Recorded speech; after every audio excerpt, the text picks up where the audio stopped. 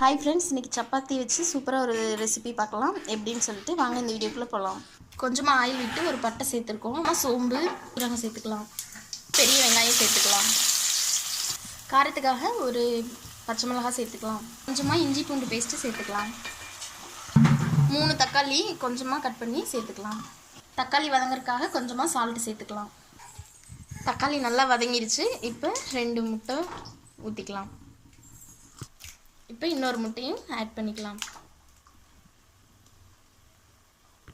இப்போ கொஞ்சமாக சிக்கன் மசாலா சேர்த்துக்கலாம். இப்போ கொஞ்சமாக கரம் மசாலா சேர்த்துக்கலாம். கொஞ்சம் மல்லித்தூள், கொஞ்சம் தனி மிளகாய் தூள் சேர்த்துக்கலாம். இப்போ இதெல்லாம் சேர்த்து நல்லா மிக்ஸ் பண்ணிக்கலாம். இப்போ இந்த மாதிரி நல்லா வதங்கினதுக்கப்புறமா நம்ம கட் பண்ணி வச்சுருக்க சப்பாத்தியை சேர்த்துக்கலாம். இப்போ கட் பண்ணி வச்சுருக்க சப்பாத்தியை கொஞ்சம் கொஞ்சமாக சேர்த்துக்கலாம். இப்போ ஃபைனலாக கொத்தமல்லி தழை தூவி இறக்கிடலாம். அந்த டிஷ் பிடிச்சிருந்தா லைக் பண்ணுங்கள், ஷேர் பண்ணுங்கள்.